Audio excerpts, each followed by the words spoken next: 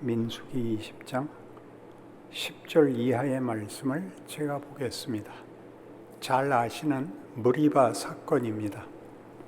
안 찾으셔도 잘 아는 구절이니까 제가 대표로 읽겠습니다. 모세와 아론이 회중을 그 반석 앞에 모으고 모세가 그들에게 이르되 반역한 너희여 들으라. 우리가 너희를 위하여 이 반석에서 물을 내랴 하고 모세가 그의 손을 들어 그의 지팡이로 반석을 2번 치니 물이 많이 솟아나오므로 회중과 그들의 짐승이 마시니라. 여호와께서 모세와 아론에게 이르시되 너희가 나를 믿지 아니하고 이스라엘 자손의 목전에서 내 거룩함을 나타내지 아니한 고로 너희는 이 회중을 내가 그들에게 준 땅으로 인도하여 드리지 못하리라 하시니라. 이 무리바 사건은 이스라엘 백성이 가나안 땅에 들어가기를 거절하고 난 이후에 광야길을 다시 걷던 중에 마지막 무렵에 나타난 사건입니다. 물이 없어서 불평하는 이스라엘 백성들을 위하여 모세가 하나님께 기도하고 하나님께서 반석에게 명하여 물을 내라. 그런데 모세가 지팡이로 2번을 쳐서 하나님께서 모세에게 노하시고 너도 못 들어간다 하게 되는 그 망한 사건입니다. 무리바 사건은 2번 있습니다. 홍해를 건너서 광야에 들어온 초기에도 물이 없어서 반석을 치라 해서 물을 낸 적이 있고, 이 2번째 말년에 일어난 사건에서는 반석을 명하여 물을 내라 했는데 반석을 쳐서 모세도 못 들어가게 된 사건입니다. 모세를 생각하면 오늘은 모세고 내일은 바울인데 우리는 영웅과 위대한 사람으로 선입견을 갖고 말씀을 읽기 때문에 성경에서 하고 싶은 얘기는 잘 전달이 안 되고 위대한 조건들을 열거하는 바람에 모세를 부러워하고 왜 난 모세같이 못 살까 하는 자책감만 자아내는 인물이 되고 말았습니다. 그래서 성경에서는 모세를 어떻게 그리고 있는가? 모세라는 인물이 가진 본문은 무엇인가 하는 것이 오늘 이제 설교의 내용입니다. 쉽지 않습니다.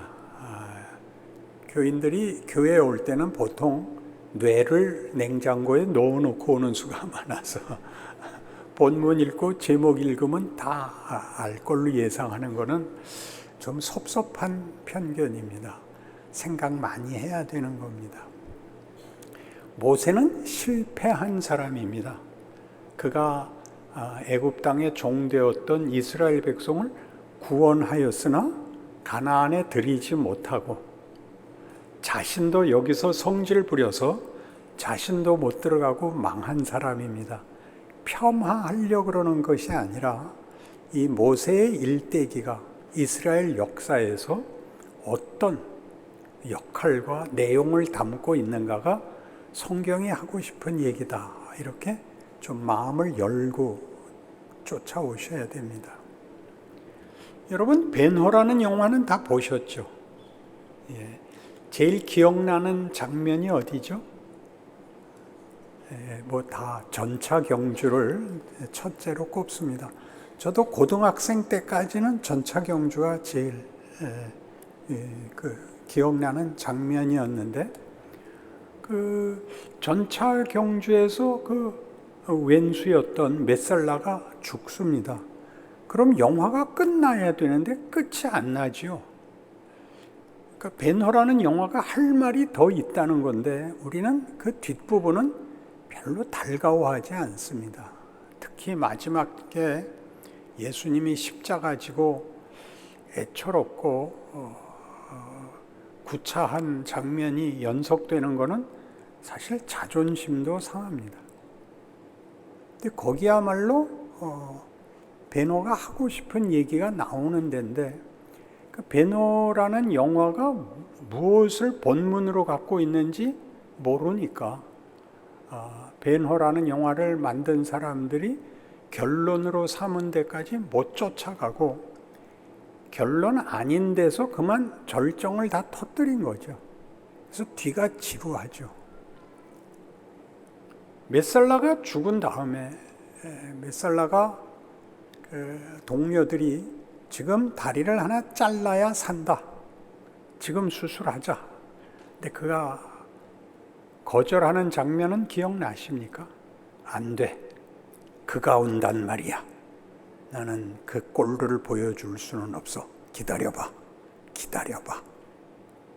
봐, 왔어. 베노가 정말 등장했습니다.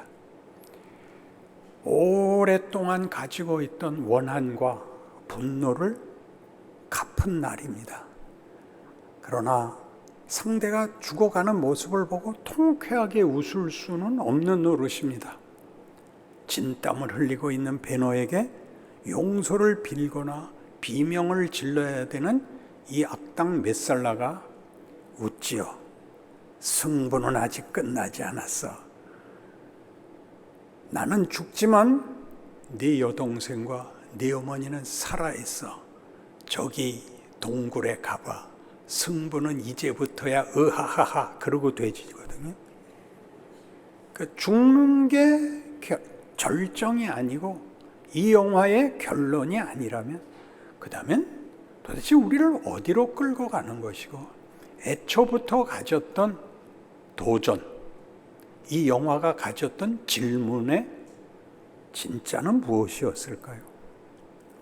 우리는 베노와 메살라가 동양 친구고 어려서부터 중마고우로 지냈으나 메살라가 세상 영예를 위하여 로마에 가고 장교가 되어 높은 지위를 갖고 돌아와 유대인들을 더 압박하고 로마의 권력을 휘두르는 자리에 서게 된 것을 보게 됩니다. 베노가 그를 말리죠. 너는 우리 민족을 잘 알잖아. 너는 우리에게 제발 좀 더 관대하게 대해줘. 메살라가 그럴 수 없어. 모든 나라는 로마에 복종해야 돼. 그래서 둘이 갈라서죠. 친했던 만큼 배신감이 서로 크고 서로 갈라섰는데 마침 군 사령관이 취임을 하고 구경 나갔던 어머니와 여동생이 옥상에서 구경하다가 잘못해서 기와장이 미끄러 떨어지고 말이 놀래고 그 사령관이 떨어져 부상을 입습니다. 병사들이 들어와서 어머니와 여동생을 잡아가고 내란 음모죄, 반역죄, 테러범이 되죠. 메살라를 찾아간 베노가 뭐라 그래요? 너는 잘 알잖아. 나의 어머니와 여동생이 그런 짓을 할 사람이 아니라는 걸 알고 있잖아. 풀어줘. 메살라가 뭐라 그럽니까? 나도 알고 있어. 그러나 이번 기회를 나는 일벌백계의 기회로 삼을 거야. 풀어줄 수 없어. 엄하게 다스릴 거야. 뭐야? 그따구로 대접한다고? 어떡해요? 내가 가만히 있지 않을 거야. 야, 이 새끼도 잡아 가둬라. 그래서 잡혀가죠. 잡혀가던 계단에서 간수들을 해치우고 창을 잡고 뛰어들어가 메살라를 겨눕니다. 당장 내 어머니와 여동생을 풀어줘. 아니면 찔러 죽일 거야. 메살라가 항복하던가요? 메살라가 일어나서 이렇게 얘기하죠. 찔러. 날 죽여봐. 날 죽이면 네 어머니와 네 여동생이 살아날 줄 알아? 어떻게 했어요? 찔렀어요? 못 찔렀어요? 안 봤군요. 성경을 안 보면 성경 비스름한 건 봐야 될 거 아니에요. 못 찌릅니다. 제일 중요한 장면입니다. 거기서 메살라를 찌르면 메살라 죽고 자기도 죽고 어머니 여동생 다 죽고 드라마나 영화는 존재하지 않고 담고 싶은 메시지를 담을 틈이 없이 영화가 만들어지지도 기억되지도 않을 것입니다. 그러나 이 영화는 베노와 메살라 사이가 어떻게 되느냐가 초점이 아니라 그 갈등으로 무엇을 담아내려고 하는가를 위해서 베노가 мет살라를 찌르지 못하게 하고 мет살라가 계속 독한 놈이 되게 하죠. 오늘 얘기하려는 모세에게서처럼 모세가 바로 앞에 서서 10가지 재앙을 베풀지만 바로는 굴하지 않습니다. 그놈이 나쁜 놈이라서 하나님을 두려워하지 않아서 이렇게 쉬운 답을 내는 것은 아주 기초적인 답입니다. 그가 고집을 부려 어떻게 되나요? 하나님이 누구신가가 더 크게 드러나죠. 모세의 영웅성도 더 크게 드러납니다. 그래서 그 백성들을 홍해 앞에 세워 홍해를 가르는 장면까지, 바로는 바로 노릇하고 모세는 모세 노릇하고, 홍해 앞에 서고 아픈 바다요 뒤에는 쫓아오는 애굽 병거들을 볼 때 백성들이 뭐라고 부르짖습니까? 처음부터 우리가 그랬잖아. 놔두라고. 왜 와서 우리는 구원해갖고 이 지랄이야? 이게 뭐야? 죽을 데가 없어서 홍해에다 죽이자는 거야. 그때 모세가 유명한 말 하죠. 너희는 가만히 서서 오늘 하나님께서 너희를 위하여 행하시는 구원을 보라. 모세가 멋있는 얘기한 건 이때가 한번 딱입니다. 그 전에는 그도 하나님을 믿지 않습니다. 그러니 베노에서 우리가 베노가 мет살라를 죽이고 그 억울함을 풀어버리는 것이 영화의 진정한 본문이 아니라 어디까지 가죠? мет살라는 죽었으나 도시 밖 동굴에 가보니 어머니와 여동생이 나병 환자로 있고 답은 없고 미치고 환장하겠고 들어와서 울분에 떠는데 보복을 할 대상은 죽어버렸잖아요. 보복을 했으나 답을 얻지 못했잖아요. 미칠라 그러죠. 부인이 여보 잊어버려, 죽었잖아. 그런데 마음을 풀지 못합니다. 유명한 대사를 하죠. 부인이 여보 당신이 мет살라 같아요. 기억나세요? 하긴 안 봤으니 뭐 알 리가 없죠. 봤어도 기억도 없을 테고. 그리고 영화가 계속되죠. 여동생과 어머니를 찾으러 가고 이대로 둘 순 없어. 데리고 나왔다가 예루살렘 성에 들어왔는데 사람들이 없는 겁니다. 왜 오늘 이렇게 거리가 한산하죠? 아니 당신은 모르시오? 오늘 그 예수라는 사람이 십자가 처형을 받느라고 다 거기 구경 갔습니다. 뭐라고요? 네 한번 가보고 올게요. 그래서 어머니와 여동생을 놔두고 따라가죠. 그래서 여러분 잘 아시는 마지막에 예수님이 빌라도 앞에서 선고를 받고 십자가 지고 넘어지며 골고다로 올라가는 긴 장면이 나옵니다. 우리가 불쾌해하는 것은 하나님의 아들이신데, 그리고 초대교회 영화들 코어바디스 같은 거 보면 순교를 한 신자들이 불에 타 죽고 짐승들에게 잡아먹히고 비명을 지르고 할 때 가슴이 아프죠. 하나님 왜 가만히 계십니까? 기왕 죽을 거 비명 좀 지르지 마. 이런 마음 가득히 예수 믿은 우리가 믿는 하나님의 일하심에 대한 어떤 표현할 수 없는 그런 마음의 민망함이 있습니다. 그러나 그 장면을, 그 역사를 하나님이 허락하십니다. 하나님은 자기의 뜻을 이루기 위하여 폭력을 휘두르지 않습니다. 이게 아주 기가 막힌 데입니다. 하나님이신 성자 하나님이 사람들 손에 채찍에 많고 비난을 받는데 하나님이 폭력으로 들어와 보복하지 않고 그걸 견디십니다. 이게 기가 막힌 장면입니다. 그리고 돌아가시는 거 보고 돌아와서 아내에게 그러죠. 그 사람이 이런 말을 했어. 그 말이 내 가슴에 있던 칼을 내려놓게 했어. 아버지여 저들을 사하소서. 저들이 자기가 하는 일을 알지 못하나이다. 그리고 어머니와 여동생이 문둥병이 났고 감사와 환한 빛나는 얼굴로 영화가 끝나죠. 그러니까 영화의 주인공은 역할이 베노였던, 벤허라는 이름은 주다 벤허 이렇게 영어로 나옵니다. 유다입니다. 유다라는 이름은 이스라엘 백성에게는 흔한 이름이고, 벤허, 훌의 자손, 훌, 아론과 훌의 자손, 유다 이야기입니다.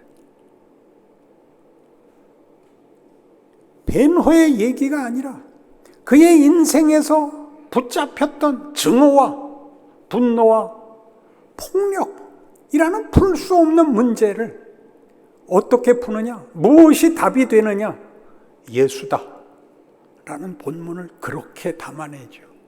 만일 이 줄거리, 이 맥락, 이 전후가, 경우가 없으면 그게 보통 말하는 설교 한 해가 되는 겁니다. 정답만 얘기하는 거. 전후 사정은 없고, 문맥은 없고, 바른 말만 하는 거. 기도 많이 해. 이게 그거죠. 예수 믿는 거 쉽지 않아서 밝은 낯으로 교회 오는 사람은 약간 정신이 나간 사람 빼놓고는 없습니다. 정상적으로는 신앙생활은 어렵습니다. 벤허의 얼굴 같이 됩니다. 현실은 억울하고 풀리지 않고, 그렇다고 안 믿을 수도 없고, 그런 얼굴로 나오면 누가 묻죠. 너 왜 그래? 집사님, 저 요새 이상하게 마음이 흔들립니다. 기도 안 해서 그래. 이게 설교입니다. 전후 문맥을 안 묻는 거. 너 많이 힘들구나. 그렇게 말해야죠. 너 기도 안 해서 그래. 했죠. 했는데도 답이 안 와서 그러죠. 몇 살날을 죽였죠. 죽였는데 답이 안 나오죠. 그러니까 우리는 나는 모세를 존경해. 난 모세가 부러워. 모세는 영웅이야. 믿음의 사람이야. 해서 내 인생을 거기다가 던져버릴 수가 없더라고요. 성경이 모세는 도대체 무슨 본문을 담으려고 보냈나? 줄거리를 알아야죠. 성경에서 말하는 모세는 무슨 본문을 담고 있는지 그의 일생으로 그려내는 성경 말씀은 다시 읽어내야죠. 모세는 히브리 사람들이 애굽에 노예되었던 때에 태어납니다.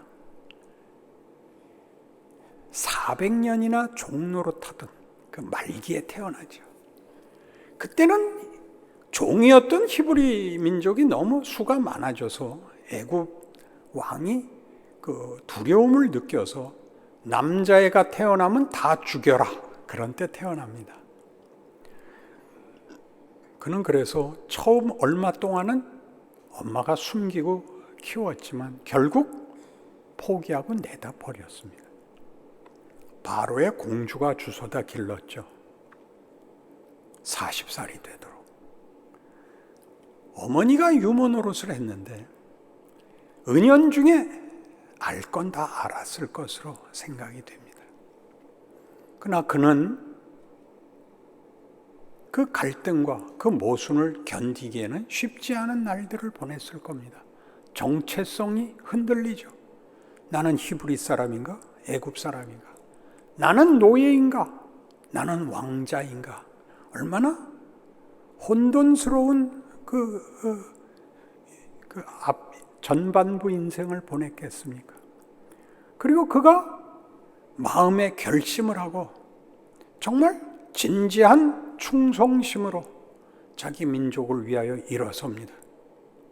그런데 하나님이 응답하시지 않죠. 자기 형제들을 괴롭히는 감독관을 때려 죽였고, 다음날 나갔더니 같은 동족끼리 싸워서 말렸더니 뭐라 그래요? 네가 어제 애굽 관원을 때려 죽인 것 같이 우리에게도 그러려고 하느냐? 모세가 도망갑니다. 그가 미디안 광야에서 40년을 썩는데 40년 내내 무슨 생각을 했을 것입니까?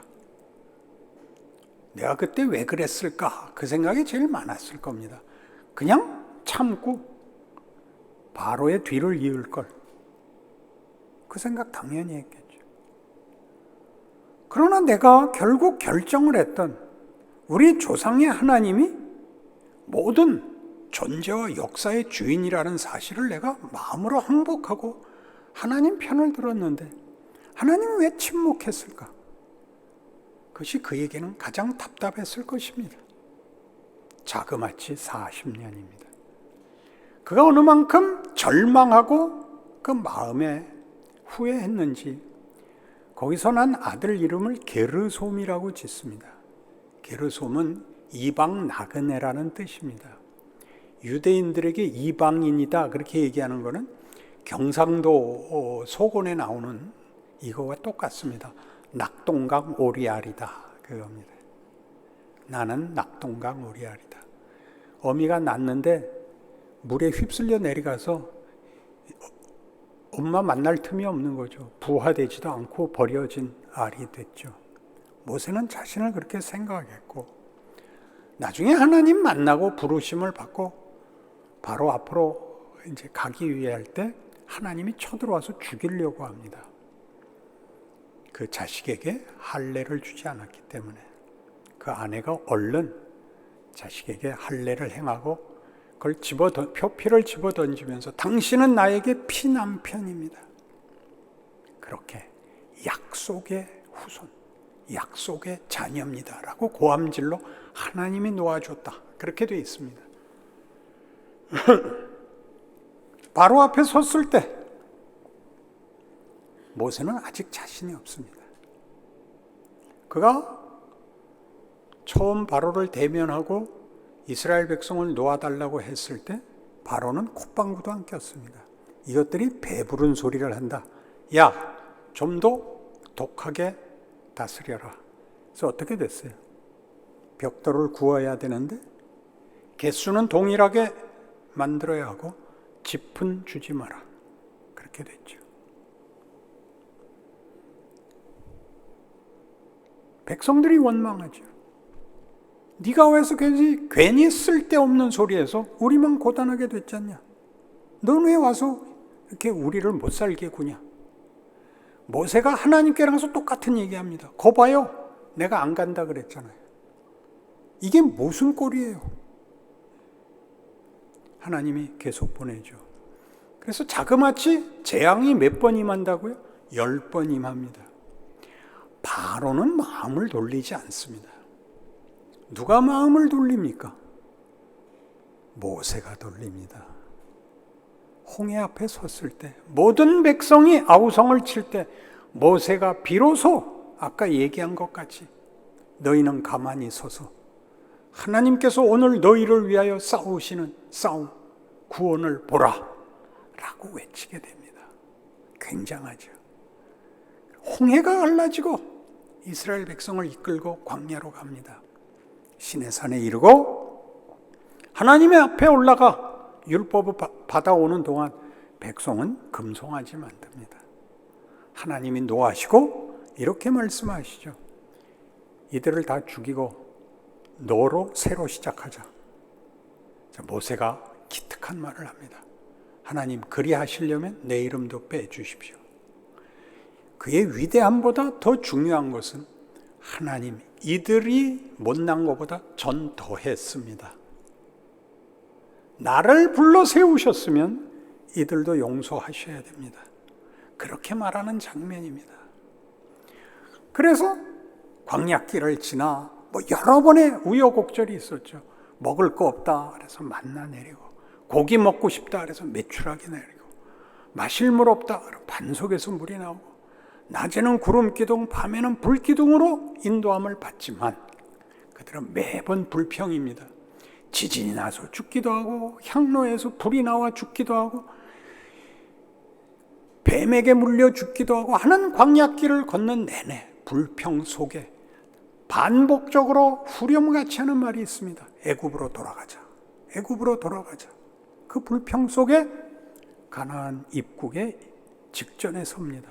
가데스 바네아에서 정탐꾼 12를 보내고 그들이 돌아와 하는 보고를 받습니다. 10명이 부정적인 답을 하죠. 못 간다. 못 싸운다. 싸우나만 하다. 온 백성이 원망하고 울고 모세를 돌로 쳐 죽이려고 합니다. 하나님이 나타나시죠. 너희는 못 들어간다. 너희들이 안 들어가겠다 그랬다. 너희는 광야에서 다 죽어라. 이렇게 됐습니다. 그죠? 그때 모세와 여호수아와 갈렙은 제외되어 있었습니다. 그런데 이 무리바 사건에서 그만 반석을 명하라 하는데 반석을 쳐서 하나님이 모세에게 노하십니다. 너 왜 백성 앞에서 나의 거룩함을 나타내지 아니하였느냐? 너도 못 들어간다. 이렇게 됐죠. 나의 거룩함을 나타내지 않았다. 왜 반석을 쳤냐? 라는 이 문제에는 시편 106편에 묘한 해설이 나옵니다. 거기는 한번 찾아보시죠. 시편 106편.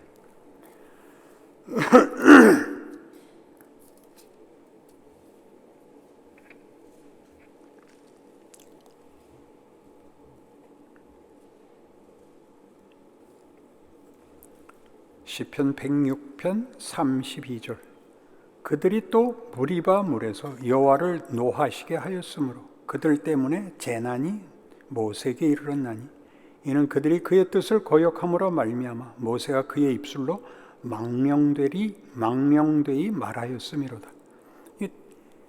우리 아까 본 민수기 기록에서는 하나님의 거룩함을 나타내지 않았다 이렇게 되어 있고, 여기 시편 106편에서는 그의 입술로 망령되이 말하였다 이렇게 됐습니다. 매우 분노했던 것 같습니다.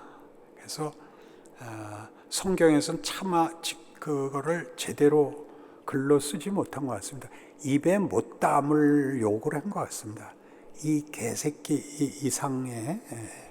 그런데 그 말을 이렇게 점잖은 포즈로 할 수는 없는 겁니다. 욕을 할 때는 활발한 몸짓이 있어야 되고 손에는 또 하필 지팡이가 들려 있었으니 휘두르다가 반석까지 후려 팬 겁니다. 자, 하나님이 딱 나타나서 너 왜 그런 거친 말 했느냐? 그게 아닙니다. 너 왜 내 자식들한테 지랄이냐? 이렇게 된 겁니다. 모세 생애에 아주 중요한 그 장면입니다. 모세가 그의 이 말이 내 가슴에서 칼을 놓게 했어를 여기에 모세가 지금 그 역할을 하는 데입니다. 나를 120년을 달달 볶아서 10가지 재앙의 홍해를 가르고 그 많은 기적 속에 여기까지 왔는데 이 말 안 듣는 저것들이 자식이고 나는 가정교사라고요. 내가 잘난 것을 증명받는 인생이 아니라 저들을 위하여 나를 세웠다고요. 여기서 모세가 항복을 하는 겁니다.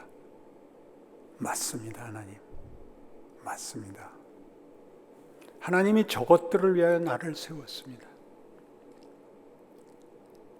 저것들과 함께 죽여주셔서 그것이 저의 명예라는 것을 제가 승복합니다. 이렇게 되는 겁니다.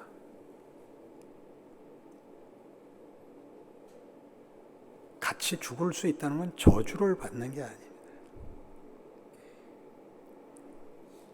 여러분, 우리나라가 다른 나라하고 무슨 월드컵을 했는데 이기는 나라 편 들겠습니까? 자기 나라 편 들죠.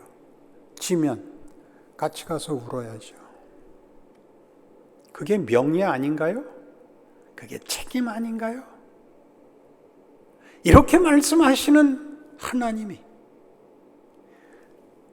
모든 그 하나님의 가장 큰 개입, 능력, 기적을 보고도 이렇게 골백번 원망밖에 할 줄 모르는 이것들을 그 마지막 순간에도 모세를 오히려 역정을 모세에게 내시고 내 자식이야 너 함부로 말하지 마 라고 하는 하나님 앞에 모세는 기꺼이 승복하게 되는 것입니다.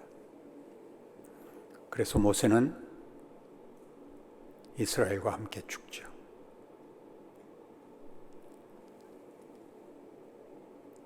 이스라엘 백성이 광야에서 실패했다 하는 것은 히브리서에 너무나 분명하게 인용됩니다.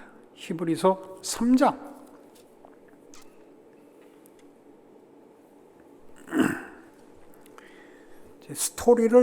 줄거리를 이제 들었으니 그 줄거리가 뭘 담고 있는지도 이제 조금 따라오실 수 있겠죠. 히브리서 3장 7절. 그러므로 성령이 이르신 바와 같이 오늘 너희가 그의 음성을 듣거든 광야에서 시험하던 날에 거역하던 것 같이 너희 마음을 완고하게 하지 말라. 거기서 너희 열조가 나를 시험하여 증험하고 40년 동안 나의 행사를 보았느니라. 그러므로 내가 이 세대에게 노하여 이르기를 그들이 항상 마음이 미혹되어 내 길을 알지 못하는도다 하였고 내가 노하여 맹세한 바와 같이 그들은 내 안식에 들어오지 못하리라 하였느니라.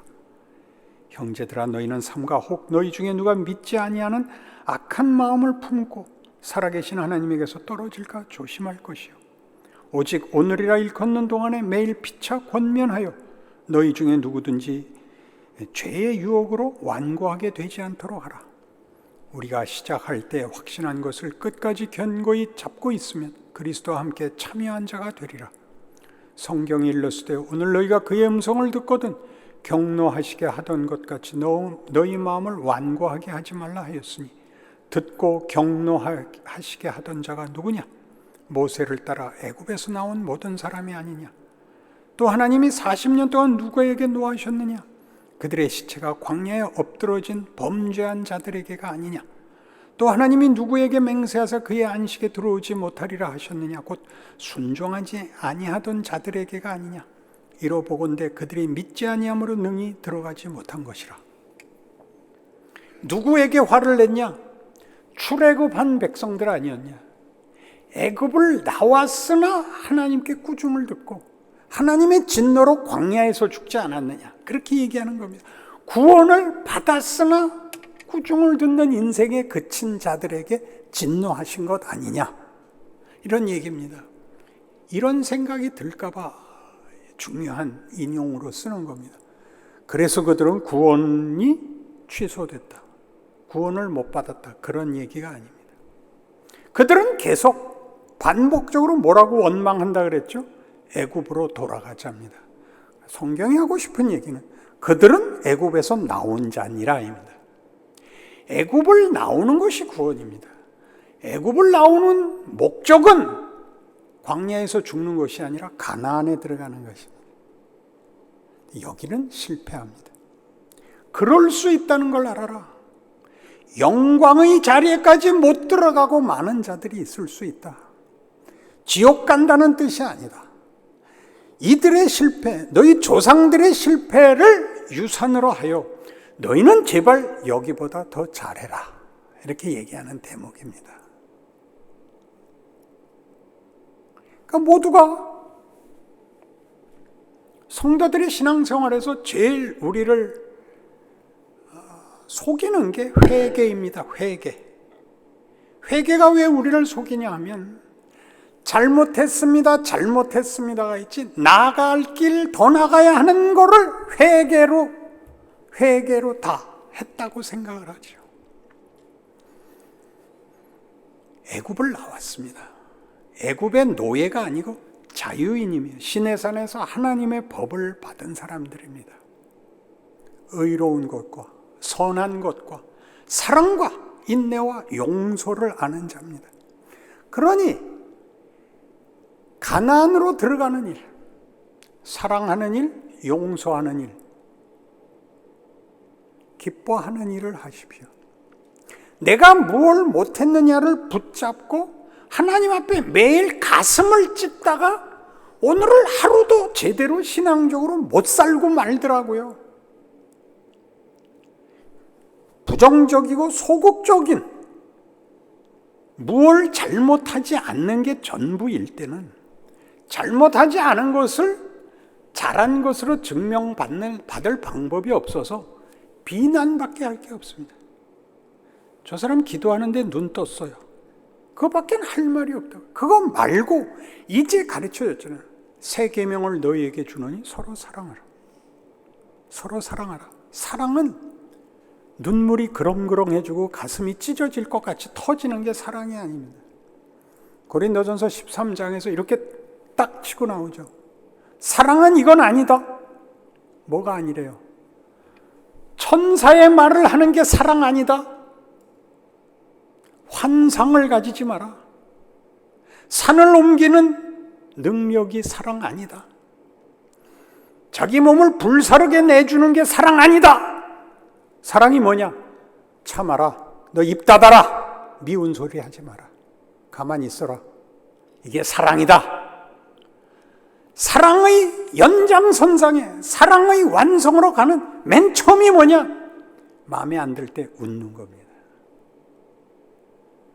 오늘 못하셨으면 가서 가슴을 찢고 회개하지 마시고 내일은 한다 그러란 말이에요. 하라고요. 한번 웃으라고요.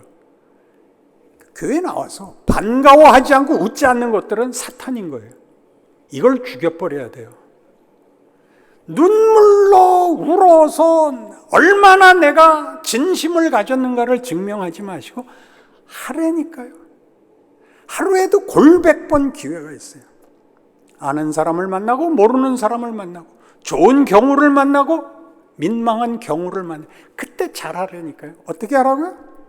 사랑은 오래 참고 사랑은 온유하며 성내지 아니하며.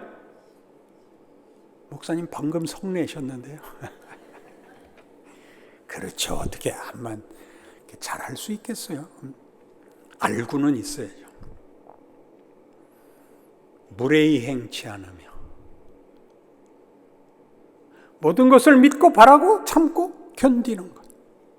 이게 사랑으로 가는 겁니다. 이걸 하시라는 겁니다.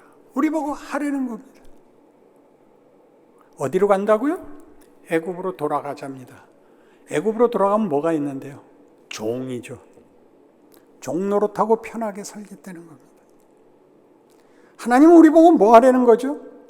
자유인이 되랍니다. 위대한 사람이 되랍니다. 용서해 줄 수 있느니, 편들어 줄 수 있느니, 사랑할 수 있는 이가 되라. 이게 가나안입니다. 모세는 이들과 함께 죽음으로써 이 교훈을 남기는 겁니다. 모세는 위대한 업적을 남긴 게 아니라 유산을 남기죠. 너희는 광야까지밖에 못 온 이스라엘, 너희 선조에서부터 한 발 더 나가라. 그것보다 더 나가라. 모세는 그들과 분투하다 그들과 함께 죽었다. 전쟁 영웅같이. 그의 승리를, 그들의 승리를, 역사의 승리를 만들 수도 참여하지도 못했지만 그 길을 가는 중도까지 길을 열었다. 지도를 그렸다. 이게 모세인 것입니다. 우리 보고 더 나가라고 하죠. 그러니 애굽을 나온 게 다가 아니라 가나안에 들어가는 싸움이지. 분노하고 억울해하고 마음을 찢고 하는 것들로 우리에게 허락된 기회와 책임을 살아내지 못한다면 예수님의 죽음이 헛되는 겁니다. 모세의 죽음이 헛되고 예수의 죽음이 헛되는 거죠. 우리는 더 가 있는 거죠. 이 더 가 있는 문제는 바울로 내일 더 살펴볼 것입니다. 그러나 일단 이 문제를 알아야죠. 모세의 위대함은 10가지 재앙도 아니요, 홍해를 가는 것도 아니요, 십계명을 받은 것도 아니요, 그들과 함께 광야까지 나온 겁니다. 그리고 우리한테 교훈을 알렸습니다. 여기서 죽은 거는 영광된 자리까지 가지 못한 거다. 그들의 구원이 무효화된 것도 아니고 취소된 것도 아니다. 더 가야 한다. 더 있다. 그래서 히브리서 6장이 늘 오해되죠. 히브리서 6장 보실래요? 1절부터 제가 봅니다. 그러므로 우리가 그리스도의 도에 초보를 버리고 죽은 행실을 회개함과 하나님께 대한 신앙과 세례들과 안수와 죽은 자의 부활과 영원한 심판에 관한 교훈의 터를 다시 닦지 말고 완전한 대로 나아갈지니라. 하나님께서 허락하시면 우리가 이것을 하리라. 한 번 빛을 받고 하늘의 은사를 맛보고 성령에 참여한 바 되고 하나님의 선한 말씀과 내세의 능력을 맛보고도 타락한 자들은 다시 새롭게 하여 회개하게 할 수 없나니 이는 그들이 하나님의 아들을 다시 십자가에 못 박아 드러내놓고 욕되게 함이라. 이게 무슨 얘기예요? 홍해를 빠꾸에서 들어갈 수는 없다. 홍해는 그때 한 번 열려서 너희를 다 끌어냈다. 그리고 다시 흐른다. 너희는 되돌아갈 수가 없다. 홍해가 막고 있다. 너희가 죄를 씻고 새로 시작하자 하는 것이 구원을 넘나드는, 홍해를 넘나드는 일이 아니라 홍해를 건너온 자로서 가나안을 들어가는 싸움으로서 지금의 갈등과 어떤 몸부림이 있어야 되는 것이지, 이 문제, 십자가가 무효했다가 유효했다가 하는 갈등 속에 있다고 생각하는 것은 오해다. 그런 생각에 붙잡혀서 앞으로 나가는 것을 놓치지 마라. 이게 히브리서 6장입니다. 구원받고서 실패하면 다시 회개해도 소용없다. 그런 얘기가 아닙니다. 이 구원은 앞으로 가도록 시작된 것이다. 구원은 가나안에 들여보내려고 애굽에서 꺼낸 것이지 애굽에서 나온 게 결론이 아니다. 그것은 어떤 의미에서 가나안에 들어가야 그 영광이, 그 결론이, 그 자랑이 열매 맺는 것이다. 그러니 제발 여기서 엉기고 있지 좀 마라. 그게 히브리서 6장입니다. 그 뭐 하지 말라고요?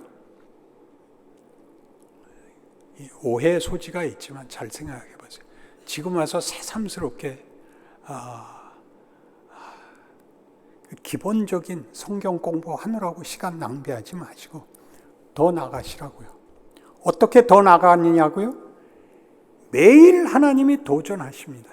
광야길을 걸을 때 이스라엘 백성의 도전은 이스라엘이 정하는 것이 아니라 매일 그날 걸어야 하는 길에서 부닥치죠. 목이 마르고 햇볕이 뜨겁고 발이 부르트고 하나님은 뭐 하시냐?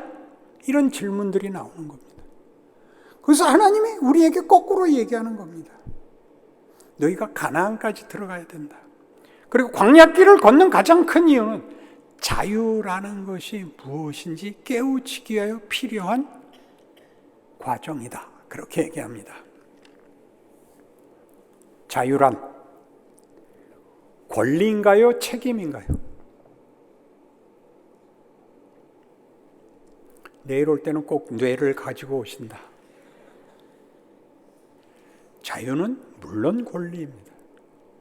책임이 그러나 언제나 수반됩니다. 책임이 없이 권리만 주장하면 다 이기적이 되고 그럼 모두가 신이 되고 모두가 독재자가 됩니다.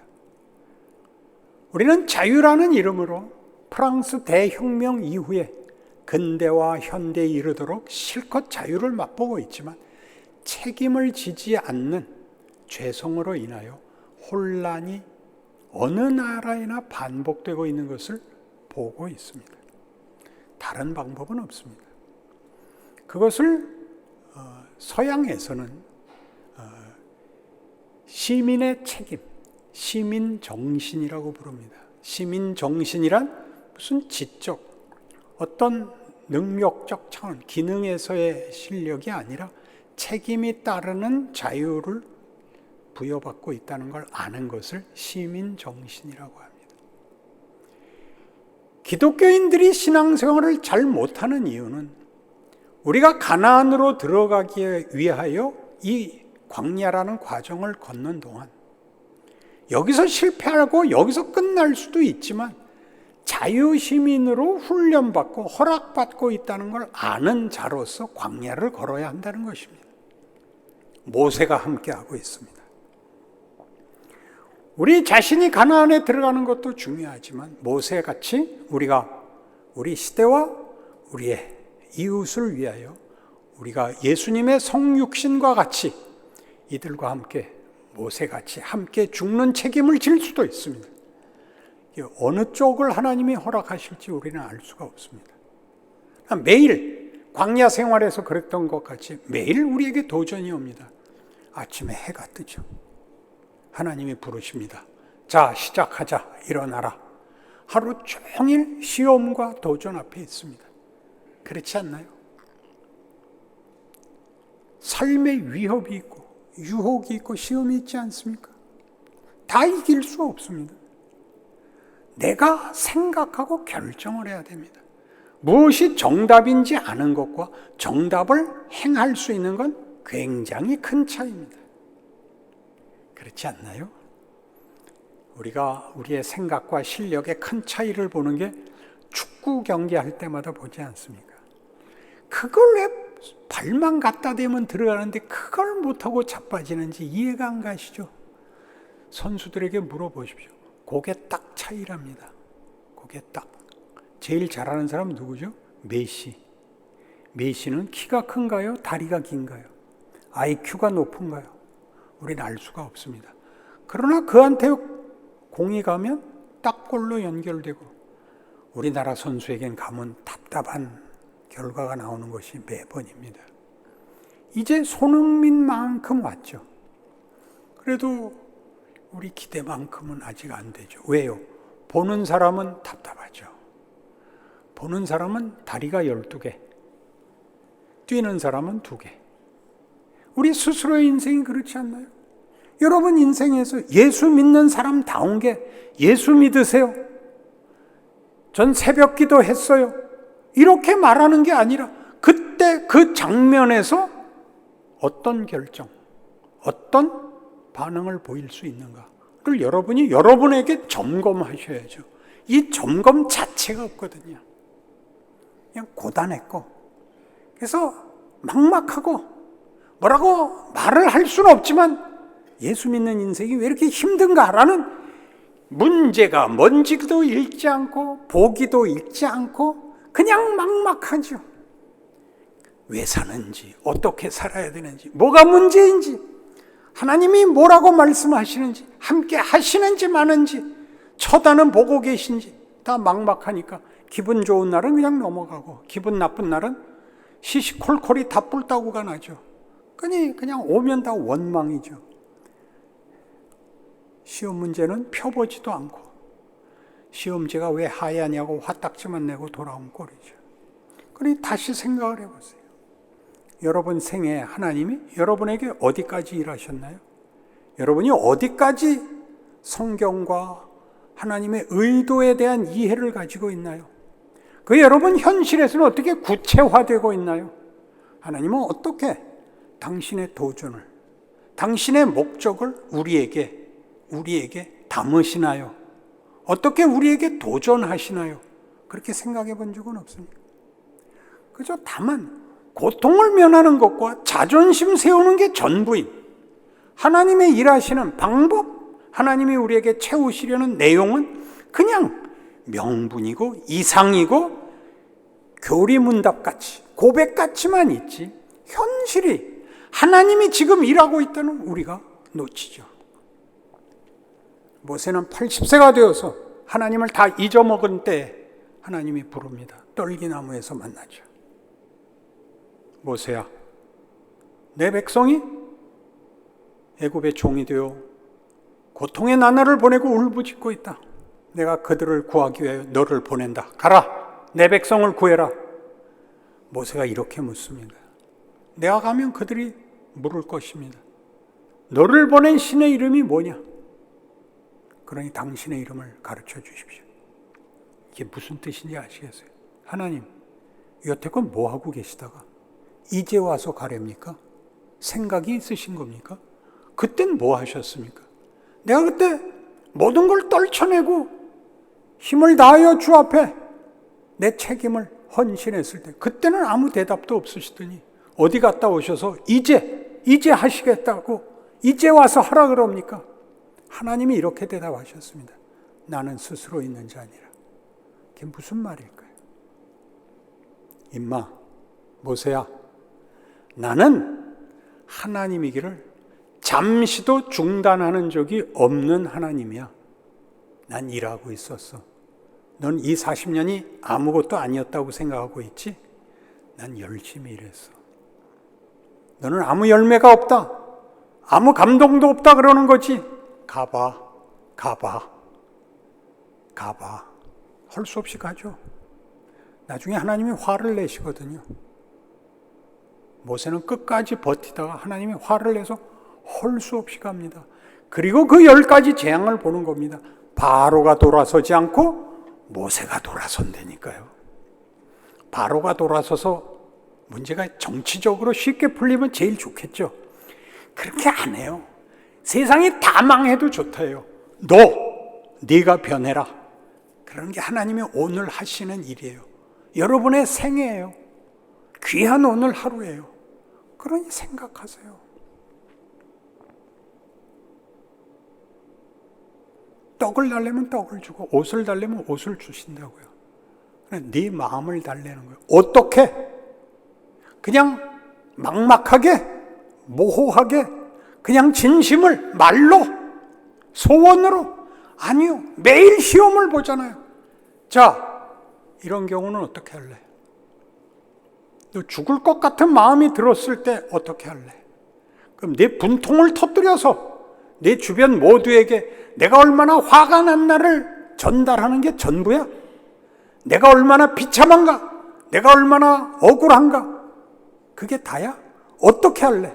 복수를 하자고? 몇 살 날을 죽이자고? 그게 배너라고요. 죽였지요. 답이 없더라니까요. 예수 믿는 가장 큰 고통이 뭔지 아십니까? 하나님이 주신 답을 찾을 때까지 여러분에게 답이 없다는 사실입니다. 알고 있죠? 알고 있는데 이렇게 꼭 집어 얘기해 주는 사람이 없었죠. 그러니까 이제부터는 핑계 못 대는 거죠. 여러분 잘 사셔야 돼요. 자유란 뭐냐? 책임을 지는 겁니다. 우리는 바울에게서 실컷 볼 겁니다. 쇼생크 탈출이라는 영화를 보셨나요? 뭐 하고 계셨어요? 오늘이라도 가서 찾아서 보세요. 쇼생크 탈출.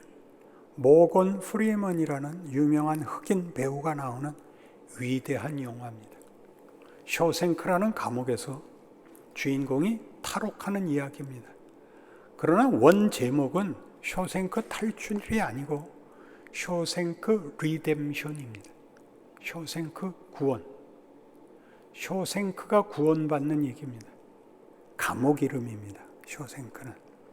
그런데 쇼생크라는 이름은 우리말 성경에서 솔로몬 시대에 솔로몬이 궁전도 짓고 성전도 짓고 그래서 백성들이 굉장히 곤궁하게 살게 됩니다.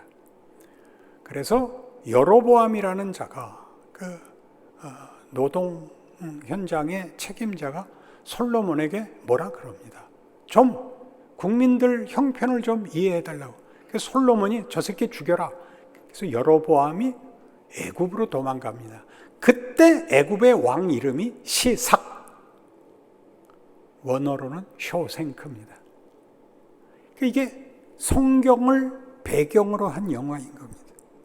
쇼생크라는 감옥을 탈옥하는 얘기가 아니라 주인공 앤디가 쇼생크를 탈출하는 영화입니다만은 그런 얘기가 아니라 출애굽 얘기를 하는 겁니다. 출애굽 얘기를. 가장 절정을 이루는 그 영화의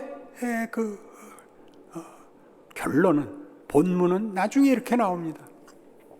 주인공은 탈옥을 하고 그와 절친으로 지냈던 레드라는 흑인 종신형을 받은 죄수가 마지막에 가석방이 됩니다. 오랫동안 죄수 생활을 잘해서 미리 풀어주는 거죠. 풀려 나오는데 나오면 이제 거주가 제한이 되고 감독 아래에 있어야 되고 어디로 여행을 못 갑니다. 그리고 직업도 알선해줘서 식품 가게에서 이렇게 봉투에 물건 담아주는 역할을 합니다. 이렇게 매니저한테 손을 들죠. 매니저가 부릅니다. 무슨 일이야? 저 소변 좀 보고 와야겠습니다. 이봐, 그런 정도는 허락받을 필요가 없어. 그건 아무 때나 갔다 와. 그 장면이 탁 바뀌죠.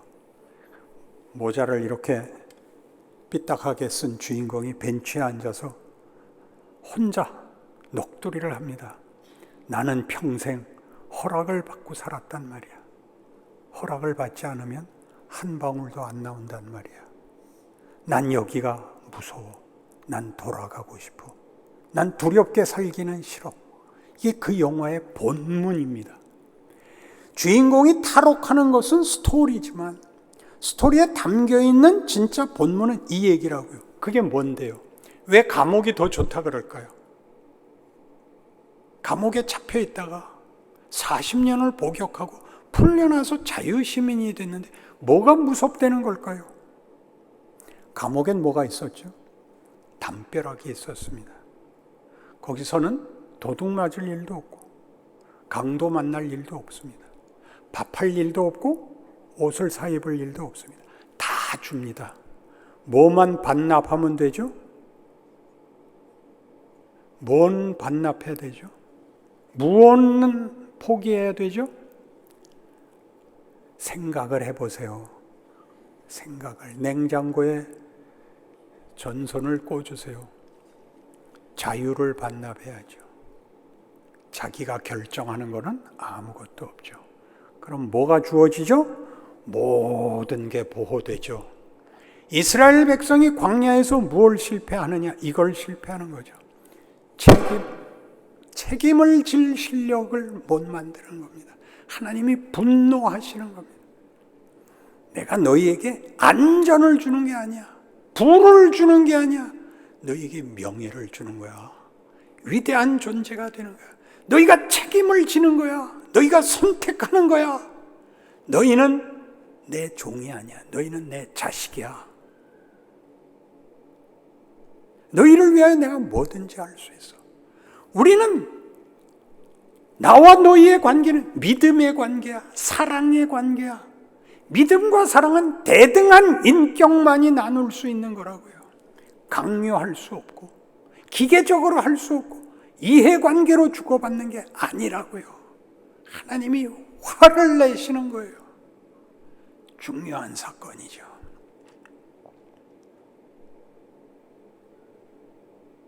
여러분의 기도가 뭐죠? 하나님, 하라는 거 다 할 테니까 제발 걱정 않고 살게 해 주십시오. 하나님, 다시는 찾아오지 않아도 되게 해 주십시오. 이게 우리들 기도잖아요. 얼마나 치사해요. 그런 하나님을 믿고 있다고요. 왜 우리는 이렇게 곤궁하냐고요. 이게 아니라니까요. 우리는 자유인이라고요. 우리는 기꺼이 우리가 선택하고 우리가 책임을 지고 하나님이 우리에게 허락하신 그 길을 내가 누구를 용서할 수 있고 내 인생을 내가 책임지겠다고 말할 수 있는 자로 자유인으로 하나님의 영광과 하나님의 은혜와 사랑과 기적 속에서 그런 존재로 부름을 받고 있다는 사실에 대하여 우리가 항복하는 거죠. 우리가 알고 있는 어떤 보상들, 어떤 가치들 다 여기에다 견줄 수가 없는 것을 알게 되는 거죠. 어려워도 되고 세상에 다른 것과 바꿀 수 없고 이렇게 이제 바울이 증언할 것입니다. 그러니 오늘 돌아가셔서 생각을 한번 해보시죠. 여러분은 모든 것이 안전한 감옥 속에 있는가? 모든 것을 책임져야 하는 불안과 긴장 속에 있지만 자유민으로 살고 있는가? 하나님을 아버지라 부른다는 게 무슨 허락인가? 교회는 왜 서 있나? 예수는 왜 우리 때문에 죽는가? 이것이 얼마나 위대한 일인가? 우리가 값싸게 흥정하고 있는 것은 아닐까 생각하셔야죠. 고민하시고 불편한 마음으로 오늘 밤을 지내십시다. 기도하십시다. 하나님 아버지, 하나님을 아버지라 부르면 마땅히 아브라함의 하나님, 이삭의 하나님, 야곱의 하나님, 모세를 세운 하나님, 그 아들을 보내신 하나님, 십자가에 죽으신 예수님을 고백하는 것입니다. 그 인생과 그 삶이 이것밖에 안 된다 이렇게 타협하고 있다면 하나님이 참지 못한다는 것 구약에서 실컷 봤습니다. 스스로에게도 물어야죠. 무엇을 주면 만족할래? 거기서 만족할 것이 이 세상에 있다면